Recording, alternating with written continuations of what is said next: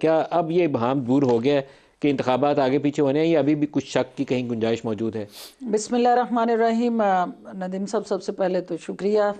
دیکھیں، بات یہ ہے کہ اس وقت پاکستان کے اندر جو پوری قوم ایک غیر یقینی اور اضطراب اور ایک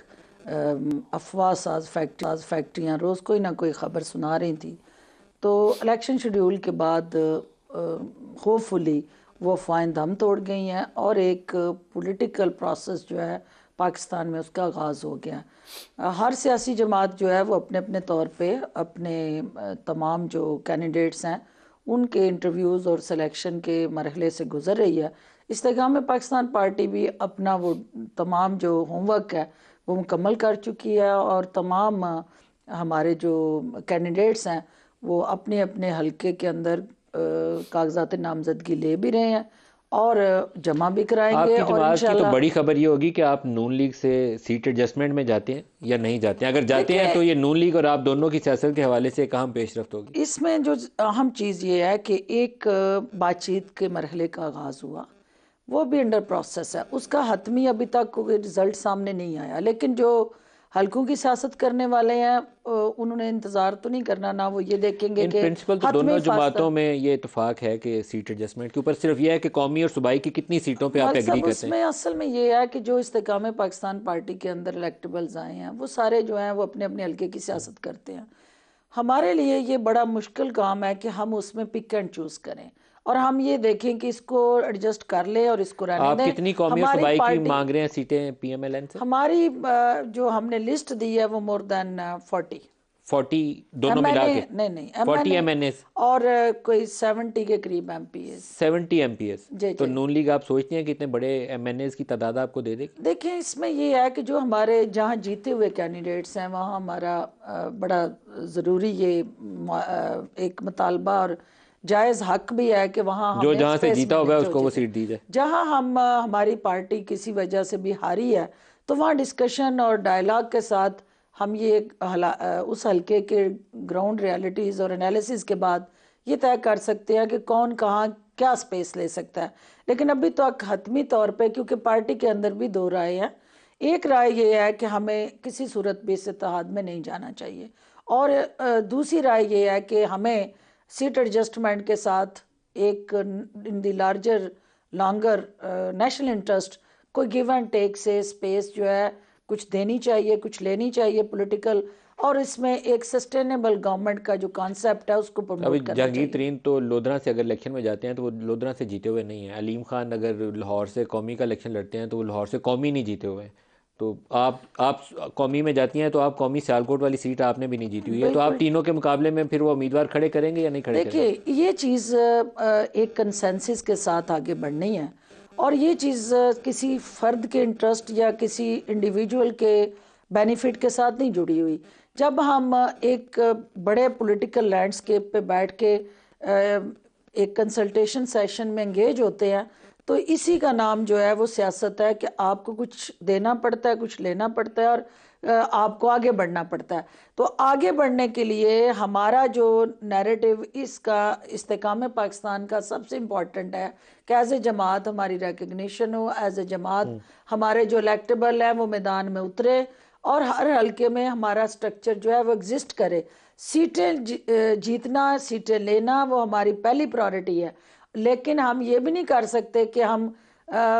بھیک سمجھ کے اگر کوئی ہمیں ترس کھا کے یا کوئی ایسی سوچ کے ساتھ ہمارے ساتھ بیٹھے کہ ہم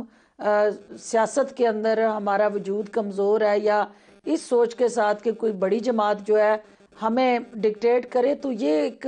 انریسٹ اور ایک پارٹی کے اندر ایک ایسی فیلنگ ہے کہ جس کو جب آپ ٹیبل پہ بیٹھتے ہیں تو برابری کی سطح پہ بیٹھتے ہیں، کرمانی صاحب سے پھر سے برابری پوچھیں۔ کو انشور کر کے آپ کو آگے بڑھنا ہے، اور چھوٹی بڑی جماعتیں نہیں ہوتی، دیکھنا یہ ہوتا ہے کہ اس حلقے کے اندر اس جماعت کی سیاسی پوزیشن اور حیثیت کیا ہے۔ اچھا ڈاکٹر فردوس آپ بتائیے گا، یہ بڑا اہم نکتہ ہوگا کہ عمران خان پارٹی کی طرف سے الیکشن لڑنے کے لیے اہل رہتے ہیں یا نہیں؟ چیئرمین تو انہوں نے گوہر خان کو بنا دیا، لیکن اگر ان کے انتخابی عمل سے ہی باہر کر دیا جائے تو بذات خود ایک نئی کنٹروورسی جنم لے گی۔ آپ کو کیا نظر آتا ہے؟ ملک صاحب، جس چیئرمین پی ٹی آئی کو ہم جانتے ہیں، انہوں نے تو اس پاکستان کو یہ درس دیا اور بار بار اس درس کو دہرایا کہ پاکستان میں قانون سب کے لیے یکساں ہونا چاہیے، رول آف لا کو ہم انشور کرنے آئے ہیں، ہم دو نہیں ایک پاکستان بنانے آئے ہیں۔ تو جب ایک پاکستان میں کسی عام فرد کے خلاف کوئی سزا ہوتی ہے اور نااہلی ہوتی ہے اور وہ سزا معطل ہو گئی، ظاہر ہے ایک قانونی پہلو ہے، لیکن نااہلی برقرار ہے، نائلی برقرار ہے ابھی۔ اور اب وہ نااہلی جو ہے وہ ایک نااہل شخص جو ہے، ایک تو ہے نا کہ قانونی نااہلی، نااہلی اور نااہل میں فرق ہے۔ نااہلی جو ہے وہ قانون کی قدغن ہے، اور نااہل ہونا جو ہے وہ آپ کی پرفارمنس سے جڑا ہوا ہے کہ آپ کو اللہ نے ایک موقع دیا، آپ 26 کروڑ آپ کو ہمارے لگتا جو، ہے انتخابات میں حصہ لینے کے لیے ان کو اجازت ہوگی یا نااہل ہوں گے تو باہر ہو جائیں گے؟ دیکھیں میں سمجھتی ہوں کہ ان کو کسی صورت بھی پاکستان کے اس پولیٹیکل لینڈسکیپ کے اندر جو آئین اور قانون کے ساتھ جڑا ایک آپ کا فریم ورک ہے،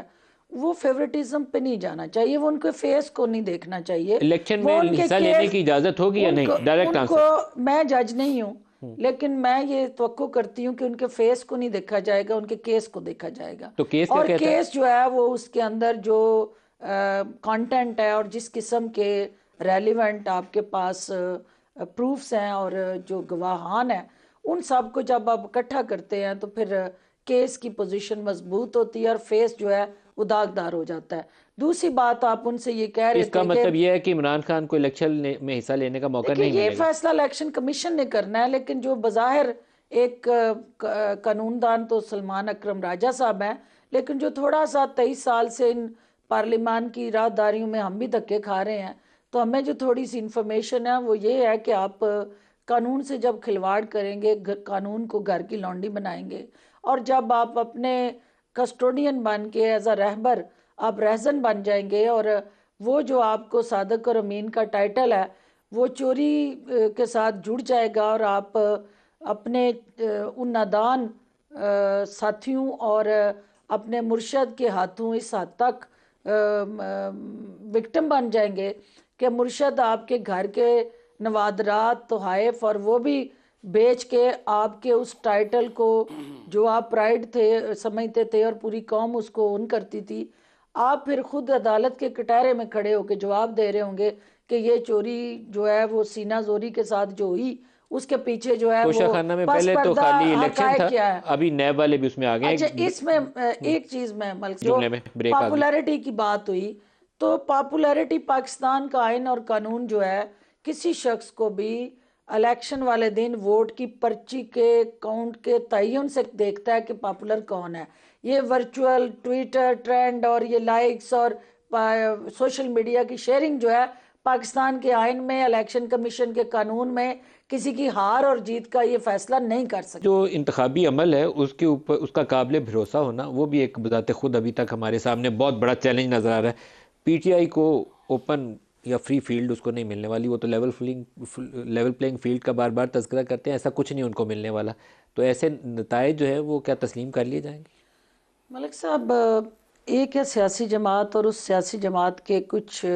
حقوق ہیں جو وہ مانگتی ہے اور ریاست سے توقعات رکھتی ہے اور حکومت اس کو فیسیلیٹیٹ کرتی ہے۔ دوسرا اس سیاسی جماعت کے کچھ فرائض ہیں۔ جب تک حقوق اور فرائض میں توازن نہیں ہوتا، آپ پاکستان کے سیاسی منظرنامہ ہو یا عوامی آپ کے جو روزمرہ امور ہو، کسی جگہ پہ بھی آپ بیلنس کریٹ نہیں کر سکتے۔ اب مسئلہ یہ ہے کہ پی ٹی آئی اس ریاست پہ حق جتاتی ہے، لیکن اس ریاست کے ساتھ جڑے جو اپنے فرائض ہیں اس کو ادا کرنے سے وہ قاصر ہے۔ آج بھی ان کا جو بیانیہ ہے سمجھ سے باہر ہے کہ وہ کیوں اینٹی اسٹیٹ بیانیے کے ساتھ اس ملک کے جو فیوچر ہے اس کے ساتھ کھیلنا چاہتی ہے۔ اینٹی اور اسٹیٹ آپ نے کیوں کہا اس کو؟ ابھی کچھ ایسا لگتا ہے آپ کو؟ اس لیے کہا کہ جو افغانی ہمارے بہن بھائی یہاں آئے، ہم نے ان کی میزبانی کی، اپنے پیٹ پہ پتھر باندھ کے ہم نے ان کی سہولت کاری کی، ان کو ہر طرح سے ہم نے اون کیا، لیکن جب وہ ہماری سیکیورٹی کے لیے خطرہ بنے، جب وہ ہمارے وجود کو زخمی کرنے میں حصے دار بن گئے، اور جہاں جہاں سمگلنگ سے لے کے منی لانڈرنگ تک اور دہشت گردی سے لے کے چوری چکاری اور ڈاکہ زنی تک جب ہر جگہ ہمیں تانے بانے جو ہے وہ ان افغانیوں کے ساتھ ملے نظر آئے، تو ریاست نے فیصلہ کیا کہ ہم نے ان کا بوجھ جو غیر قانونی طور پہ آباد افغانی تھے ان کو واپس بھیجنا ہے۔ تو چیئرمین پی ٹی آئی جو بانی چیئرمین پی ٹی آئی ہیں، انہوں نے جس طرح کا ٹویٹ کیا اور ان کی روانگی کے حوالے سے، کیونکہ ایک سٹیٹ کا انٹرسٹ تھا، سٹیٹ کا فیصلہ تھا، اس کو انہوں نے ہمدردیاں لینے کے لیے، طالبان کی انتہا پسند سوچ کو سپورٹ کرنے کے لیے، اور ایک اپنا الگ سے بیانیہ لے کے پاکستان کے مفادات، قومی سلامتی اور ریاست کو ٹارگٹ کر کے ایک ایسا ٹویٹ کرنا جو پاکستان کے لیے نہ صرف مفاد میں نہیں تھا، بلکہ ایک ایسا میسج جا رہا تھا کہ جیسے افغانیوں کا جو رجسٹرڈ ووٹ ہے، آپ کو یہ پتہ چل گیا ہوگا کہ کے پی کے اندر 8 لاکھ ووٹ جو ہے افغانیوں کا ووٹر لسٹوں میں رجسٹرڈ ہے، جو کہ زرداری صاحب کی یہ سٹیٹمنٹ ہے، آپ نے سنی بھی ہوگی۔ جب آپ یہ ابھی کسی تصدیق شدہ خبر نہیں ہے، بس ایک پولیٹیکل سٹیٹمنٹ ہم اس کو دیکھیں، کہہ اس سکتے کے ہیں، اندر کچھ رجسٹرڈ ہوں گے جیسے وہ جعلی شناختی کارڈ بنوا دیکھیں، لیتے ہیں۔ آپ کو یہ پتہ ہی ہے کہ اس ملک کے اندر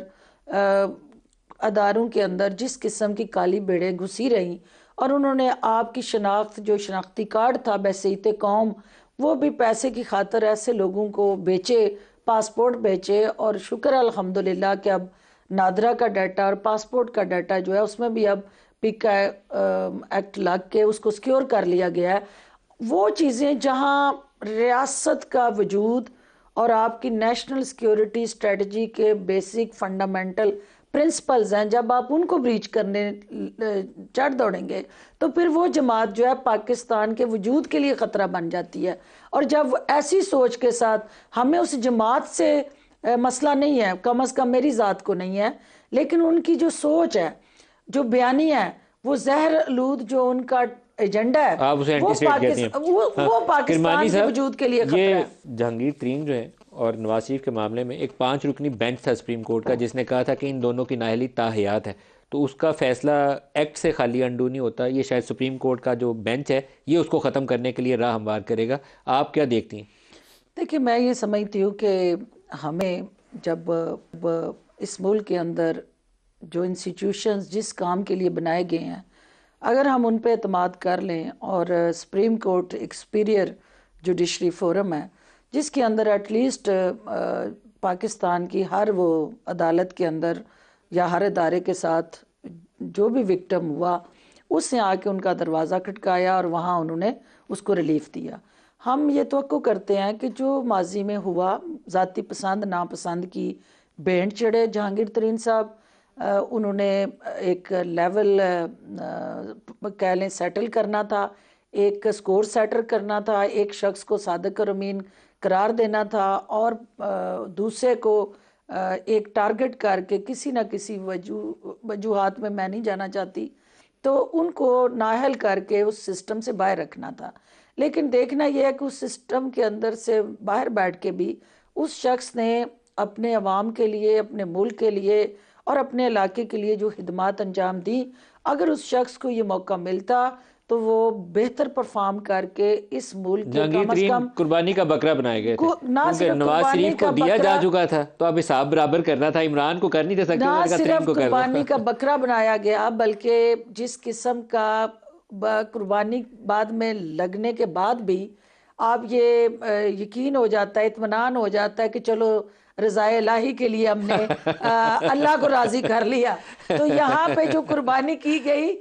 نہ صنم ہی ملا نہ وصال صنم، کیونکہ جس نہ کے خدا لیے ہی ملا نہ مثال سر، کام جی، نہیں پورا ہوا تو وہ۔ یہ جو کیا گیا، یہ جس کے لیے ہوا، اس نے بھی اینڈ میں سلاٹرنگ جس شخص کی اس کو اس کی وفا کا صلہ نہ ملا۔ تو ہم یہ توقع کرتے ہیں کہ پاکستان کی سپریم کورٹ جو ہے رول آف لا کو سامنے رکھتے ہوئے یہ جو گیپس کریٹ ہوئے ماضی میں، ان کو ایڈریس کرے گی،